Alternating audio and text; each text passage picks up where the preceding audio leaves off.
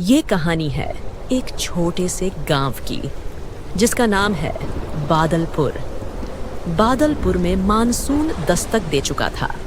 गांव में आज सुबह से ही बारिश हो रही थी।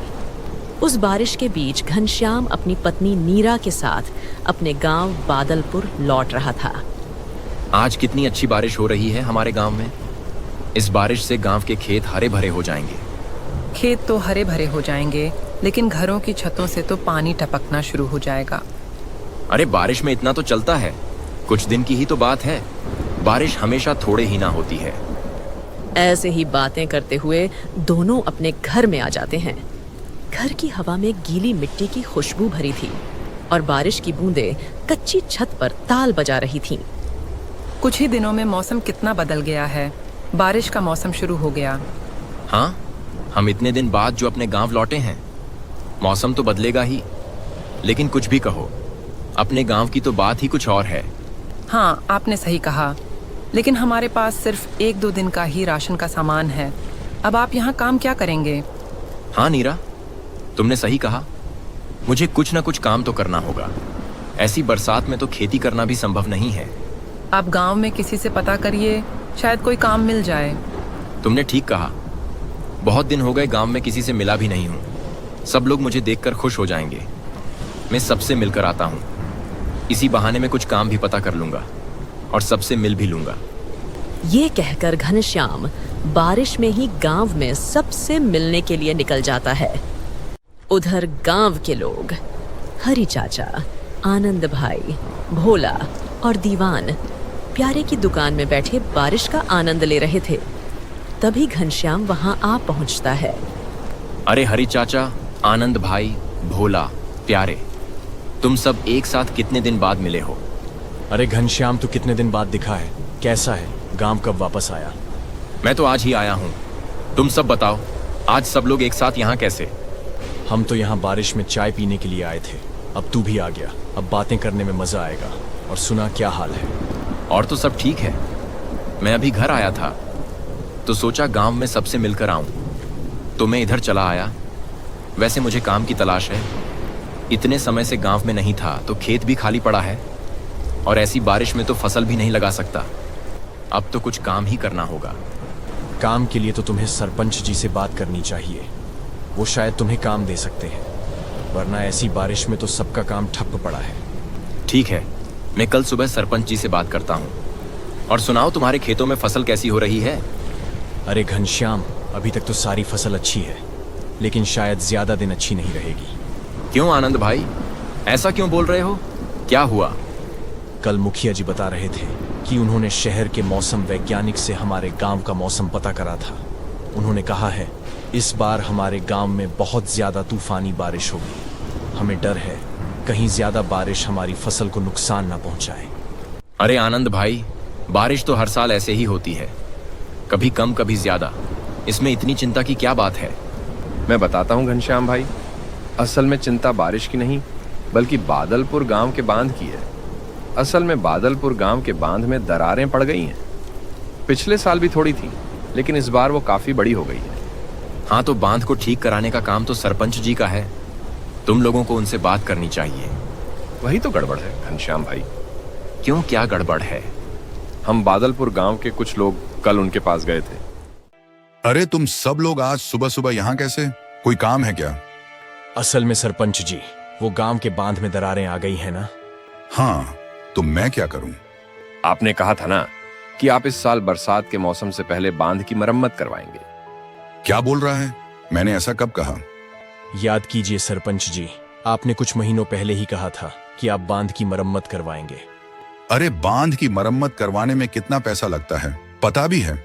बरसात के मौसम में मेरा सारा काम रुका पड़ा है। तुम्हें क्या मेरे पास पैसों का पेड़ नजर आता है? मैं बांध की मरम्मत नहीं करवा सकता। घनश्याम भाई, अब समझे सब क्यों चिंता में है। सरपंच जी ने वादा करके कैसे मना कर दिया?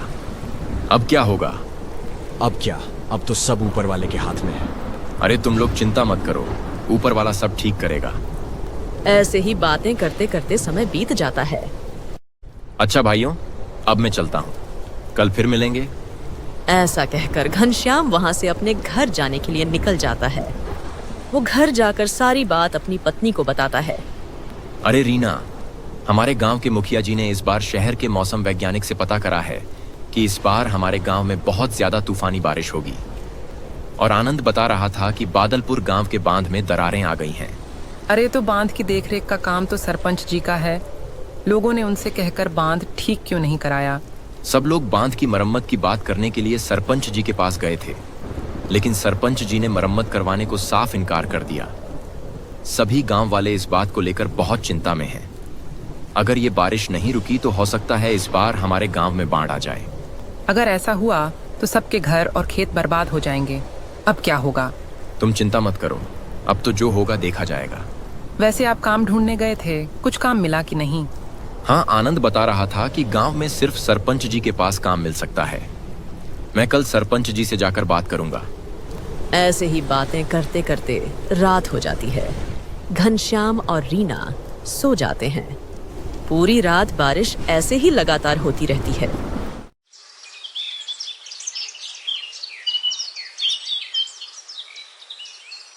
अगली सुबह उठकर रामू देखता है कि बारिश अभी भी नहीं रुकी है। लगता है मुखिया जी की बात सच है, बारिश नहीं रुकेगी। अरे नीरा, बारिश अभी तक हो रही है, लगता नहीं कि अब ये रुकेगी। चलो अब मैं बाहर जाकर बाकी सबसे मिलता हूँ, शायद गांव के भले के लिए कुछ उपाय पता चले, और वहीं से मैं काम के लिए सरपंच जी से मिलने के लिए निकल जाऊंगा। बाहर तो बहुत बारिश हो रही है, संभाल कर जाइएगा। घनश्याम बारिश में ही बाकी सब गांव वालों से मिलने के लिए जाने लगता है। आज सुबह से ही सभी लोग प्यारे की दुकान में इकट्ठा हो गए थे। तभी घनश्याम वहां पहुंचता है। अरे भाइयों, कैसा हाल है? सब ठीक तो है ना? बारिश तो रुकने का नाम ही नहीं ले रही है। हाँ घनश्याम भाई, सब ठीक है। सब बारिश को लेकर बहुत चिंता में आ गए हैं। लगता नहीं है कि ये बारिश रुकेगी। हाँ, वैसे किसी ने बांध के बारे में कुछ पता करा? बांध की दरारें बढ़ी तो नहीं हैं? आज सुबह ही 2 लोग बांध की हालत देखने गए थे। अभी तक तो सब ठीक है, लेकिन आगे कब तक ठीक रहेगा कुछ पता नहीं। अभी तक बांध ठीक है, फिर भी सड़कों और खेतों में पानी भर रहा है। अगर बांध टूट गया तो क्या होगा? अब जो होगा देखा जाएगा। अच्छा, अब मैं चलता हूँ। मुझे सरपंच जी के पास काम के बारे में पता करने जाना है। अगर कोई काम मिल गया तो अच्छा रहेगा, वरना ये बारिश तो हमें कहीं का नहीं छोड़ेगी। ऐसा कहकर घनश्याम बारिश में ही वहां से सरपंच के घर जाने के लिए निकल जाता है। अरे आओ भाई घनश्याम बाबू, कितने दिनों बाद देखा है तुम्हें। गांव वापस कब आए? जी सरपंच जी, बस कल ही आया था। और सुनाओ घनश्याम भाई, यहाँ कैसे आना हुआ? जी, मुझे काम की तलाश थी। जब मैं कल गांव के लोगों से मिला था तो उन्होंने बताया कि ऐसी बारिश में तो सिर्फ आपके ही पास काम मिल सकता है, तो मैं यहाँ चला आया। अच्छा, तो तुम काम के लिए यहाँ आए हो? देखो घनश्याम भाई, बारिश का असर जैसे और लोगों के काम पर पड़ा है, वैसे ही मेरे काम पर भी पड़ा है। ऐसी बारिश में सारा काम रुका हुआ है। मैं तुम्हें काम पर नहीं रख सकता। अरे सरपंच जी, ऐसा मत कहिए। आपका तो इतना बड़ा कारोबार है, आपके पास कोई ना कोई काम तो होगा ही। अरे मैंने कहा ना, मेरे पास तुमसे कराने के लिए कोई काम नहीं है।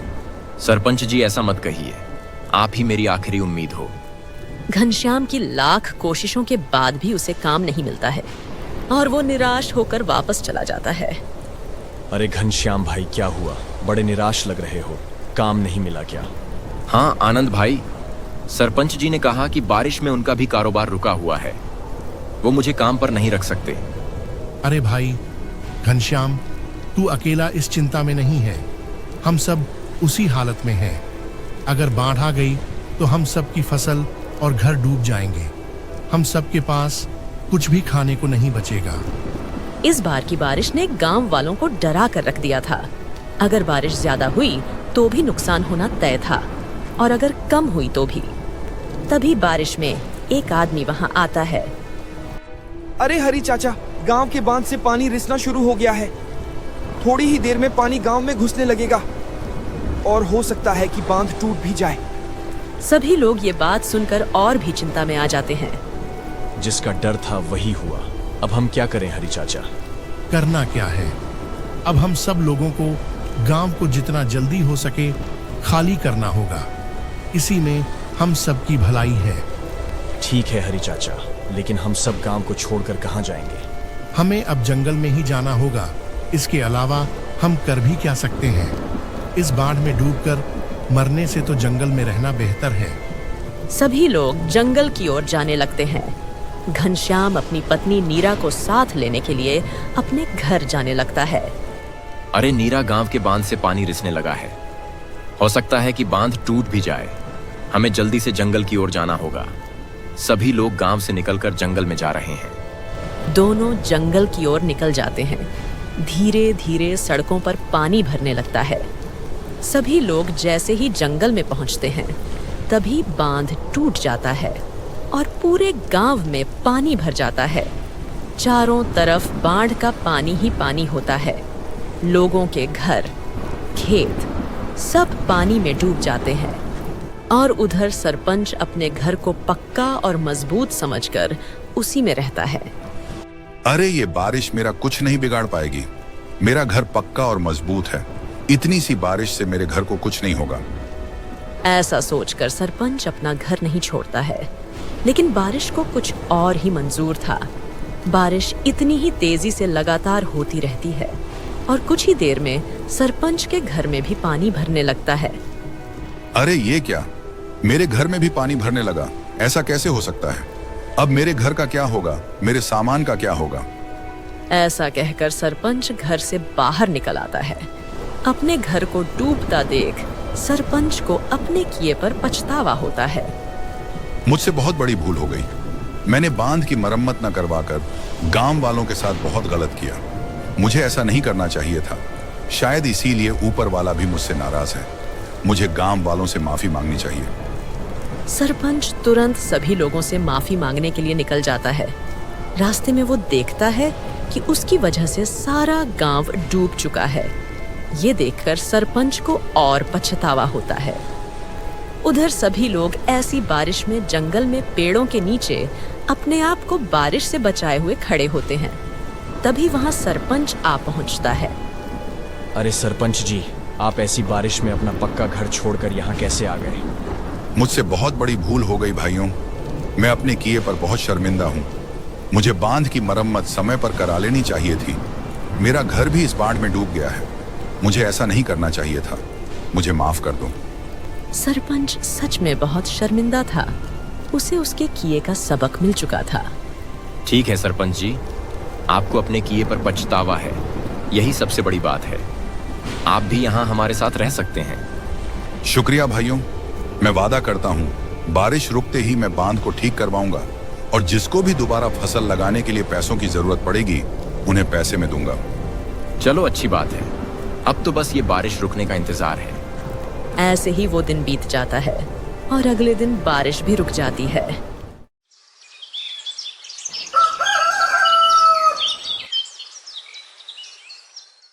अगले दिन सभी लोग अपने गांव में वापस चले जाते हैं और सरपंच तुरंत बांध की मरम्मत करवाता है और सभी को फिर से खेती करने के लिए बीज और खाद खरीदने के लिए पैसे देता है। सभी लोग फिर से खेती करते हैं और हंसी खुशी अपने गांव में रहते हैं।